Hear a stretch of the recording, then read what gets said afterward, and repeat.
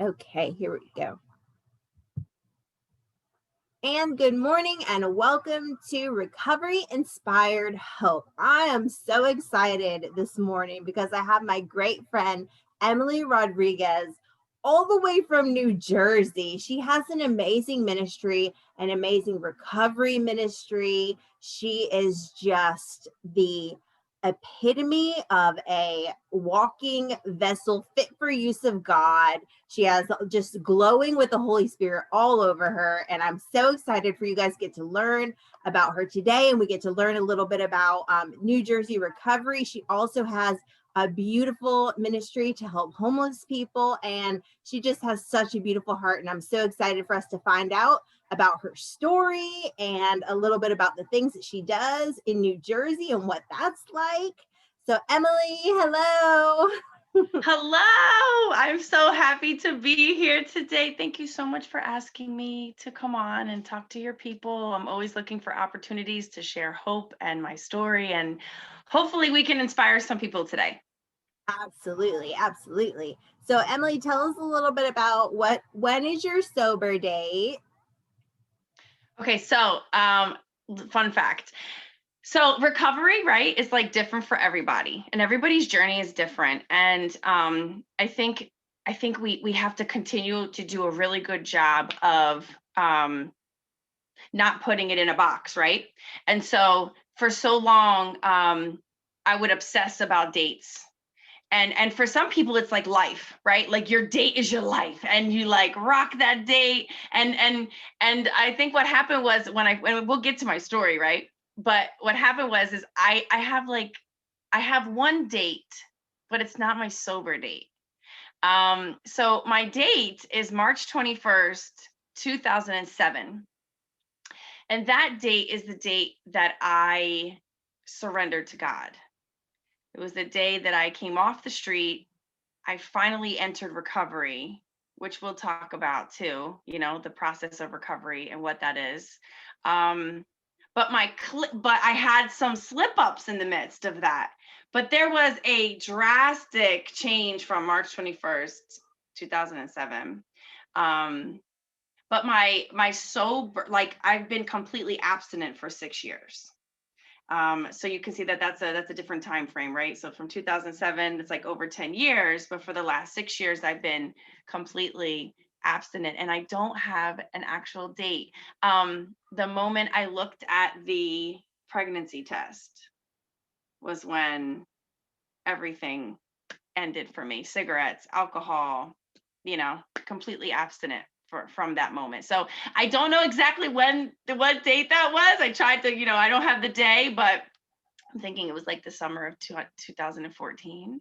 Well, I love how you said that about not putting your date in the box because I deal with women all the time who are just get so torn up over having a setback. You know I'm what I mean? telling you.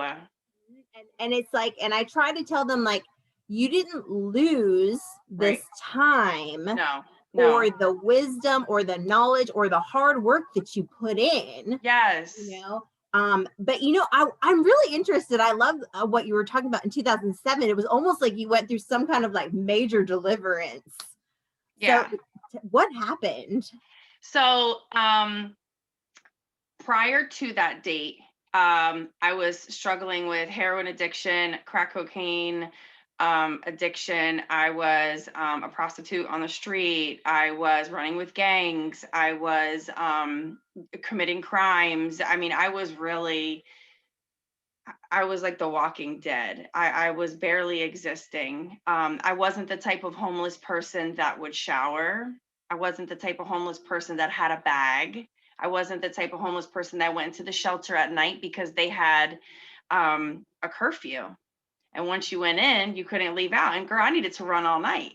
So there was no, so I ran it. I ran myself to the point of I mean, I was hoping it would be death, right? I was always hoping that the next bag of something or someone would kill me. And so when I'm trying to cast that picture, because I often run into homeless people who are like super functioning. Yeah, that wasn't me.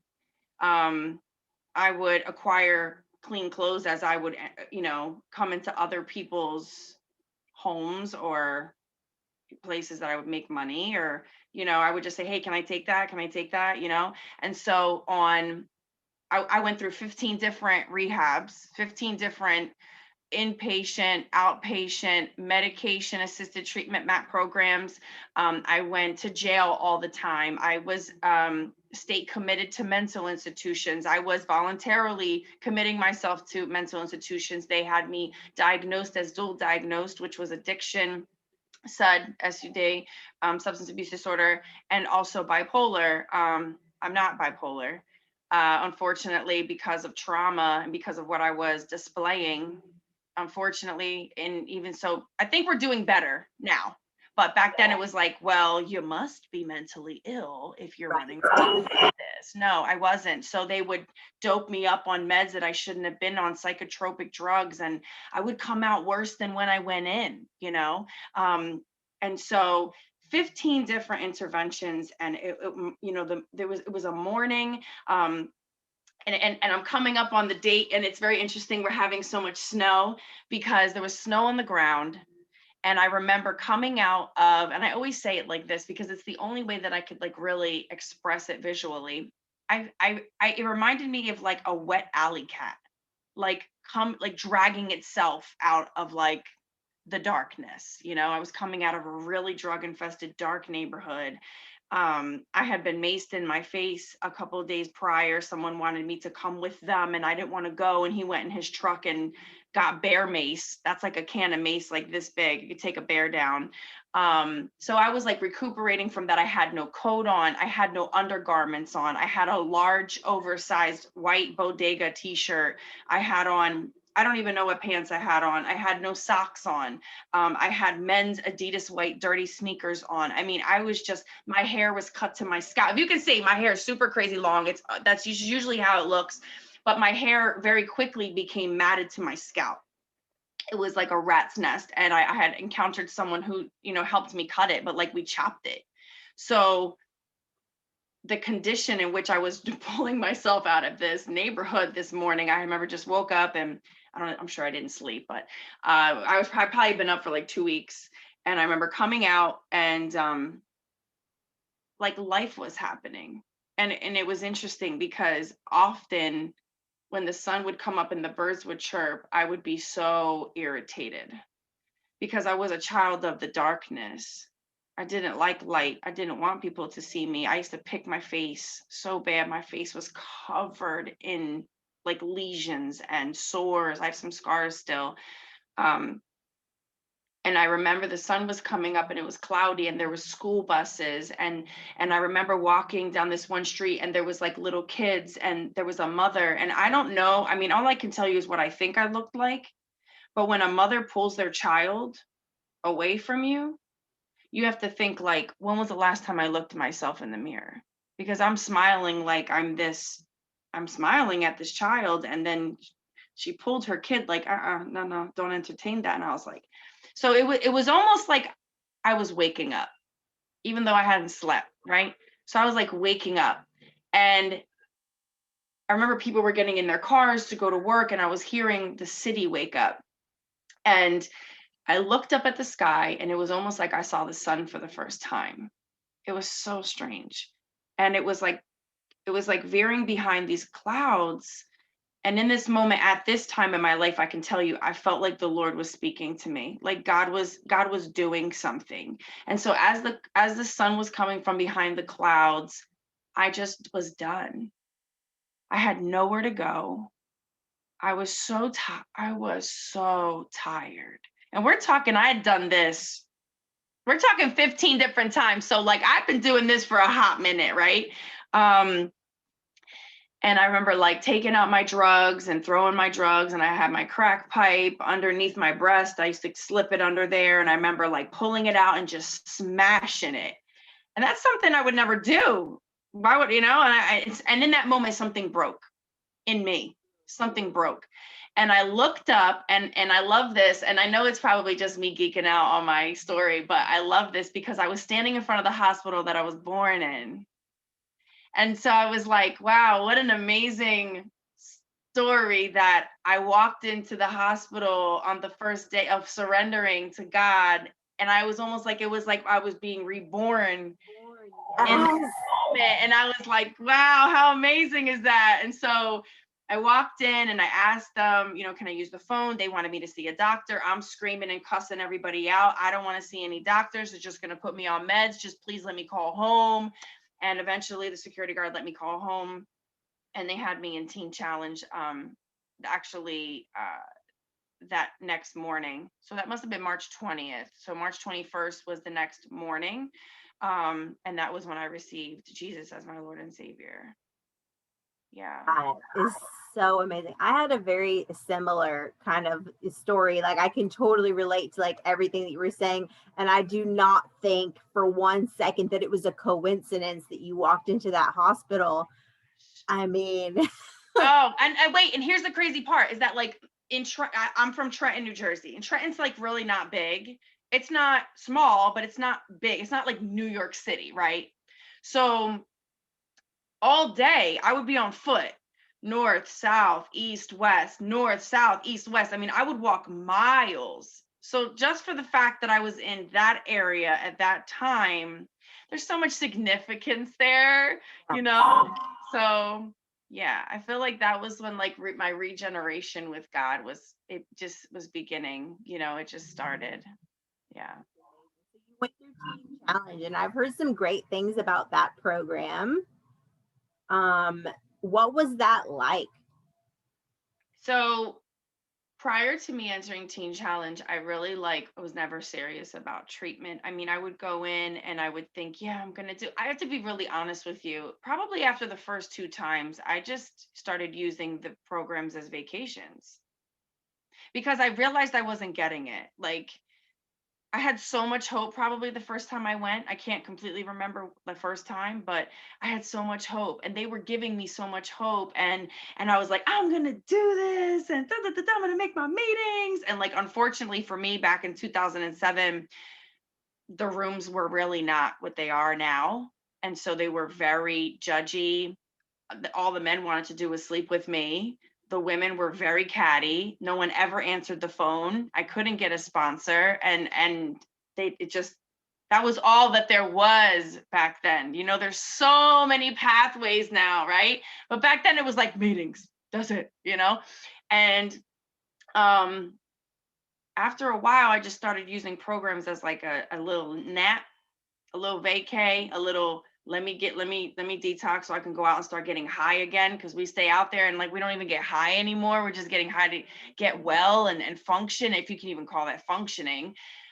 So going into TC, I thought to myself, what could this God possibly do for me that because listen, honey, I didn't have Medicaid state insurance. I had private insurance. So my daddy had me in I'm talking programs, like we're talking state of the art programs, right?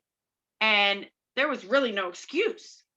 I mean, crazy expensive. My father used all my college fund, everything. I think he was even probably going to even take out a second mortgage. I mean, like I used all of my insurance benefits plus some, and even funding for from the county. Like it was a constant thing. And sometimes I left, sometimes I stayed, sometimes I left with someone. And so I'm thinking to myself, like, what could this God possibly do for me? I'm not going to get any medication, because that's all they ever said was that I needed medication, right? So we all got put on Seroquel, Trazodone, and the usual cocktail, right? There's no Suboxone. There was no methadone. I was going to go into this place with nothing. Like wasn't going to detox. So I was like, this is going to be a trip. So there's this God that I've been, I've been praying the Our Father to my whole life, but I've had no relationship with. And I'm like, yeah, that's the God that's in the church. I didn't. So it was like a joke. It was like a joke, And man, the house that I went to was the Philadelphia Teen Challenge. It was the women's home, and it is in the middle of the hood. So we're driving there, and I'm like looking around. I'm like, oh yeah, because we could get high. Listen, you already know. Drop us off anywhere. We're going to find it and we'll thrive and we'll figure out how to do this thing, right? So I'm like, oh yeah, I'm going to run around this neighborhood the second I get. And I walked in that house and I sat with the intake woman. Her name was Sister Jerry. She actually passed not too long ago. Strong Black women were in that house, man. And it was something about these like mamas that just loved me and disciplined me and called me out on my stuff. And there was this submission, this authority for the first time, because we don't deal with authority, right? Like in our mess, we're like, middle finger to the sky, anybody who's in authority. But I remember dropping an F-bomb as soon as I sat down in her chair, and she said to me, young lady, we don't speak that way here. And there was this authority in her. And usually I would have been like, da, da, da, da, da, da, da, and my mouth zipped. And I knew that this was going to be different. And it was so strange, but it was the power of the Holy Spirit. She was speaking to me from a power that I had no idea of. And within 12 hours of me being there, they woke me up because they were like, honey, you need to go to sleep. They woke me up. I went in the backyard. There's a chapel back there. And there was these, again, beautiful, powerful Black women, these church women. And she was talking, man. And it was like, she was telling my story. It was like I identified for the first time. Someone was talking about my pain that I could never articulate. The thing that kept making me cycle through this, And I remember her saying, like, if you want to receive Jesus as Lord and Savior right now, stand up. And I remember standing up, and so, again, there was a second breaking. And it was like the floodgates, I wept and I wept and my hands went up. I don't even know. What is this? My hands went up. It was like full surrender. Like I didn't even know why my hands were going up. Understand, I wasn't raised in no church. I wasn't raised in nothing charismatic, nothing. I'm talking like Lutheran and Catholic, which is two drastically different religions, right? Sit, kneel, stand, sit, kneel, stand. Like that's what we got going on, right? So like the fact that like that was it was like an out of body thing. And I wept and wept and wept and wept. And I think I cried everything out. And I accepted Jesus into my life and I stayed. And I did my whole year. I did my 4 to 6 months in Philly, and then they sent me to Western Michigan Teen Challenge. So I finished in Muskegon, Michigan, where it was absolutely freezing. And I was constantly disciplined because I was always in trouble. I had so many character flaws. God, it's a boot camp. It's a Jesus boot camp. It's just the word of God and godly people. And that was what my whole reservation was. I'm like, so you're telling, oh, okay, yeah, Jesus is gonna heal me, right? But these doctors can't help me. These programs can't help me. These meds can't help me. I'm gonna be an addict the rest of my life. I'm sick. I'm mentally ill, and all of those diagnoses and those crutches and those labels, like it was my identity, And so they taught me who I was in Christ and my identity, and that all that old stuff like passes away, and that you take on the DNA of Christ and like just the washing. And girl, there's so much. Yeah. Wow. Wow. I can't wait for people to hear this. Oh, stop. Okay, I'm about to cry. For real. That is just amazing. And I identify 100% being brought up Catholic. I get it, and then, same I just had like a deliverance one day, eight different rehabs in and out, like, oh, let me go take a break. Let me go take a little break so I can put on some weight, get some color in my face and look good again. And so then I can go get to the out block there and shine. Look at me, I got my weight up. And then you running with them again. Girl, that was the story. That was the whole thing. Crazy. I know. Insanity. No, we were living in insanity. Yeah. We were doing the same thing over and over. I don't even it's probably worse because I wasn't really expecting nothing, but that was, but it was just the same thing over and over and over again, Yeah.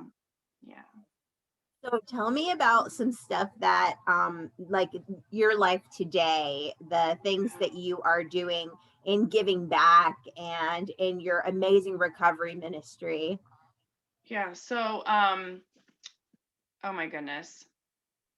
First of all, I just want to touch on really quick, just specify, like clarifying my dates, right? Um, when I got out of Teen Challenge, it was so abstinence based. I was indoctrinated. And even in the time that I was trying to get clean in NA and AA and stuff, at that time, it was very abstinence. And stigma, I truly believe, is what continued to help me to stay sick. There was such a level, there was such a standard that I just couldn't meet. Like, I just couldn't meet it.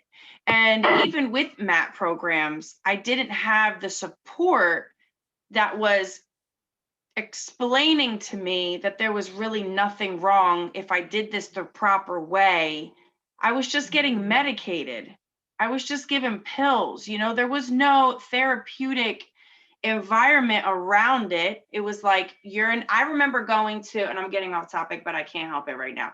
I remember going to a MAT doctor, and his attitude towards me was so nasty. And I was paying out of pocket, and he told me, "You're going to die under a bridge."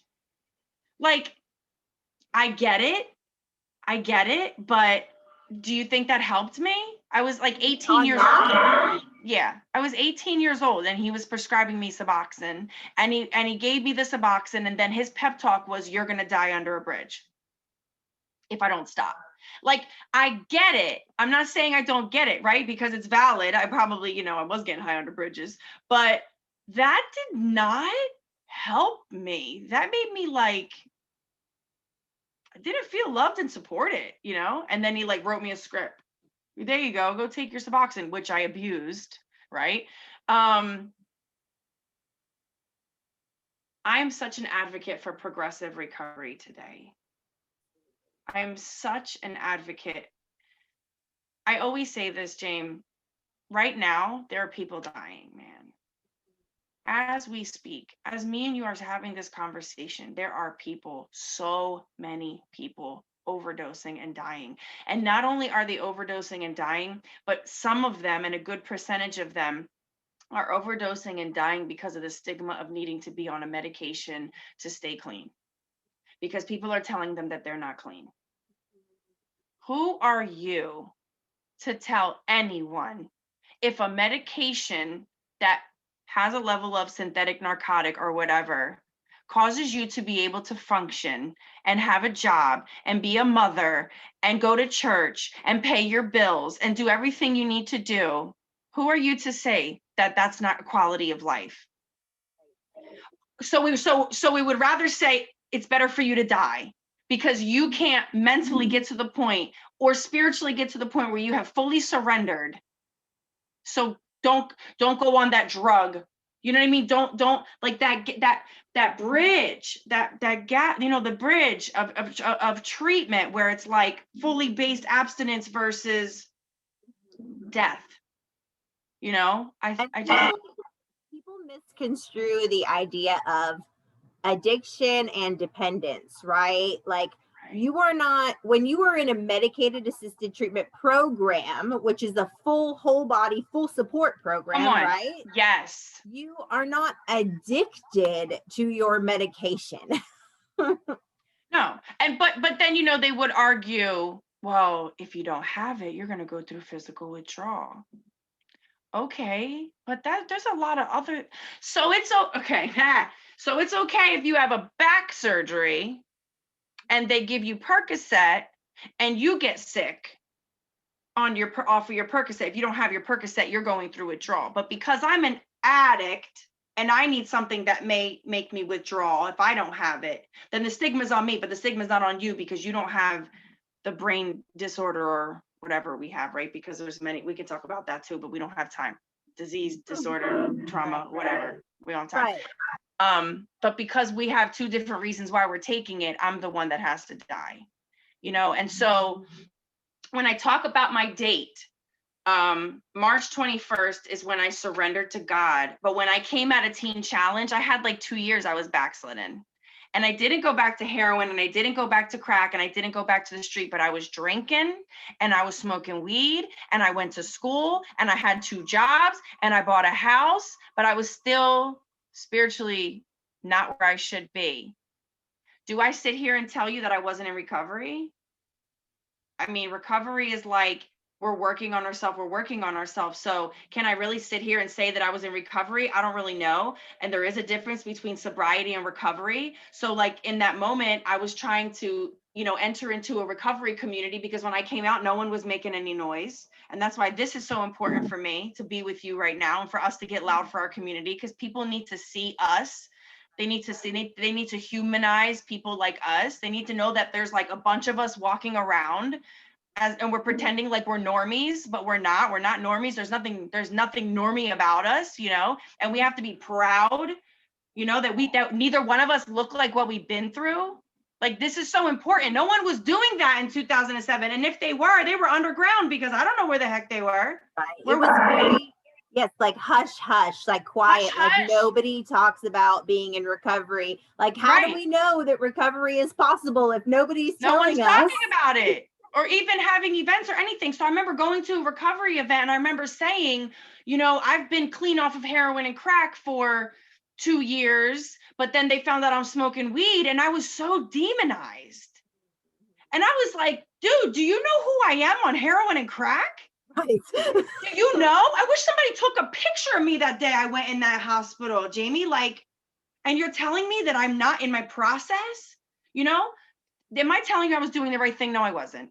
I wasn't doing the right thing, right? And whatever that journey was for me, I needed to go through it, because now I have 6 years of abstinence.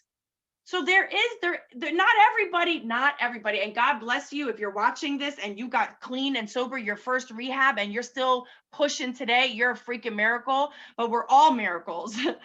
I'm a miracle after my 15, you're a miracle after however many you went through. Like, however you get there. And it's just, today, I'll tell you where I'm at today.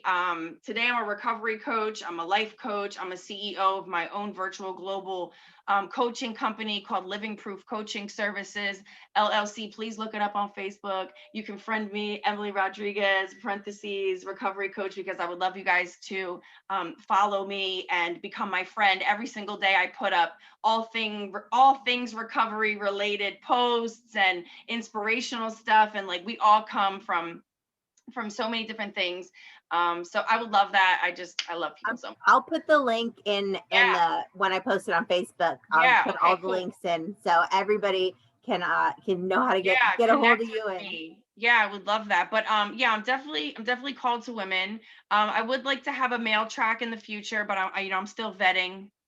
I have to make sure that they have the heart and the passion for me. Some people are in this industry for the wrong reason. I eat, breathe, sleep, think. All my passion is this. It's this. And I spent so many years trying to blend in.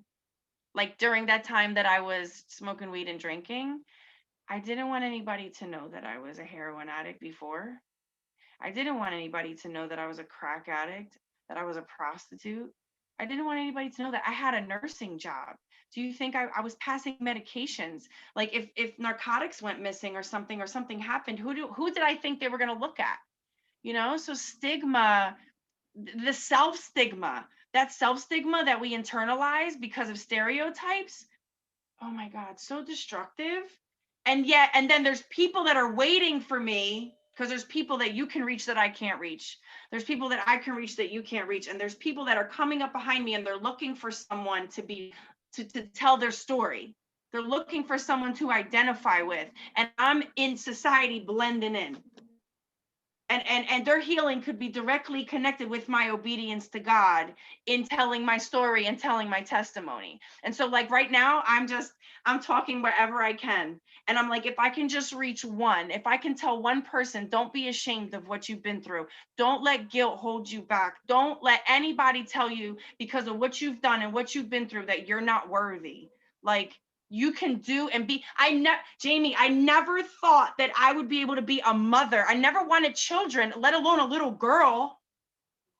I was so petrified to have a little girl. I thought to myself, oh my God, she's going to be just like me. She's going to go through what I went through. And God was like, no, she's not, because you have me and you're going to raise her the right way. And she's not going to be touched by the trauma, and she's not going to have drug addiction, and she's going to be a worshiper, because she's your seed. You know, you're directly, exposing her to Holy Ghost every day. I'm on the praise and worship team. She's there watching me. She's watching me live out my recovery. She's watching me openly worship God, and so like all that fear bound stuff. I never thought I would ever be a CEO. Are you kidding me? I couldn't even keep I'm surprised I was even in nursing for 5 years. I couldn't keep a job for more than 2 weeks. As soon as I got that paycheck, what do you think I was doing? Relapsing, Yesterday we went out, with a group. I also, I'm a volunteer with Ruby's Vision. It's a transitional nonprofit for women and children. And we also have a little like recovery addiction track going on right now for referrals in the community in the state of New Jersey. And we went out and we did a point in time homeless count. And I love outreach, and I was homeless. I got to touch my people. Like anytime that I can go out and I can say, look at my face, I was you. There's nothing more powerful than that. And if I can do it, you can do it, and again, that really just wasn't going on. And that's why it's so important that like what we're doing and what you're continually doing and what this page does and brings awareness and shatters stigma and allows us to share all of our pathways and all of our stories, and that recovery isn't cookie cutter, and don't let anybody tell you this is the way to recover. I mean, like we're called to be hope dealers. Like we need to constantly be like, I got what you need. I got what you need. And Jesus, oh God, he's the answer. Like he filled every void. I remember the first time I did heroin, I was like, oh my God, I have found the answer. It filled every nook and cranny. The warmth and the love that I felt, which was counterfeit, was the devil. The Holy Spirit, that void, the Holy Spirit just came and just mushed it together and filled it so properly, because it was his void to fill, and now we're living this amazing whole life. Like you're about to get married, God has so many plans for us once we surrender, man.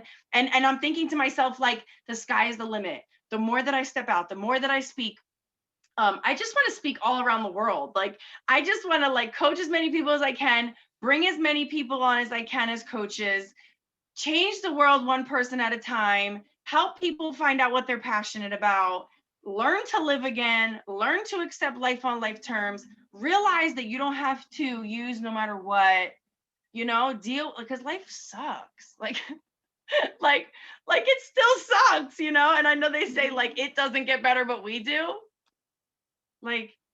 Recovery is sanctification.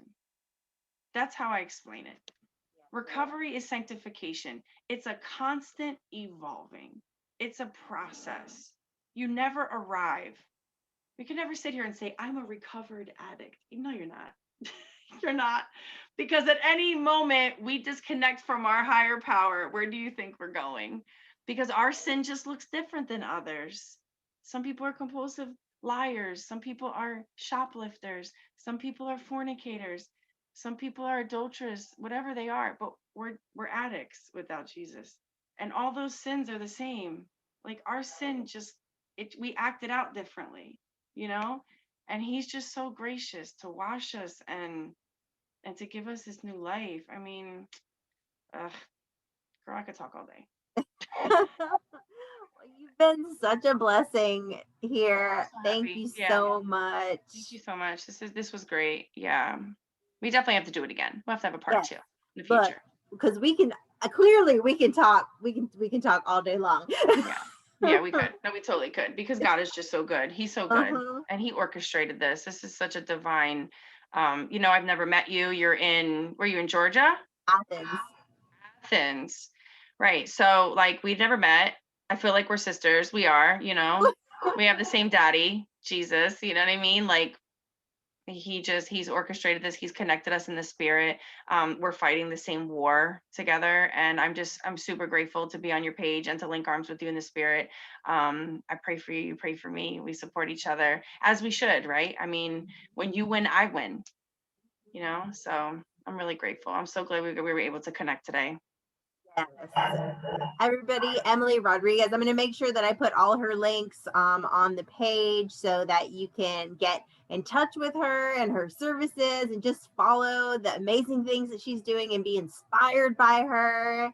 And make sure you guys subscribe to Jamie Tall on YouTube. And we will see you next time on Recovery Inspired Hope.